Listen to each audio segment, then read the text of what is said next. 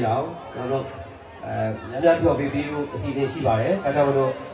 ညင်ညင်သာသာနဲ့အေးအေးချမ်းချမ်းလေးနဲ့ပြောပြရင်ကျွန်တော်အနေနဲ့လူရှင်လူမကိုစားနောက်ဖုန်းရဲ့ကိုစား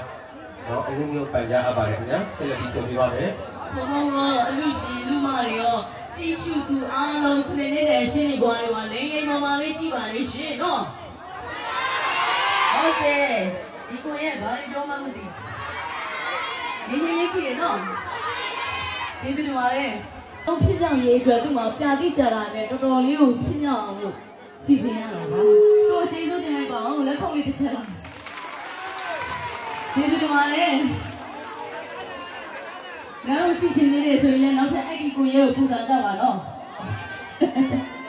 ဟုတ်ကဲ့ပါဆရာတော်ဘုရားကိုလည်းပူဇော်လို့ရပါတယ်ဆရာတော်ဘုရားခေါ်တယ်ဆိုရင်လည်းဝင်ရလာပါပါဘယ်နေရာဘယ်ဒီတိုင်းရဒီကျောင်းရပရိသတ်ကျောင်းလေးပါနင်တို့ဓမ္မစကူးဆရာမလေးဘွားတွေကနင်တို့တည်ထင်လာတော့ပါအဲ့ဒါလည်းမှာပရိသတ်စိတ်ရှိတယ်ဘယ်နေရာဘယ်ဒီတိုင်းရလည်းငါမရှောင်အောင်ပရိသတ်နဲ့ပတ်သက်အားလုံးကိုချစ်တယ်ဒီစားပါလို့အခုသချင်းတစ်ပုဒ်အနေနဲ့မင်းရဲ့ကိုယ်ပိုင်သချင်းလေးပါသချင်းလေးကအနည်းမရှိဘူးလို့ထင်ရပြီမဲ့မင်းရဲ့ခံစားချက်လေးပါမစင်စားနေရောရှိသမျှ online တွေကနေရော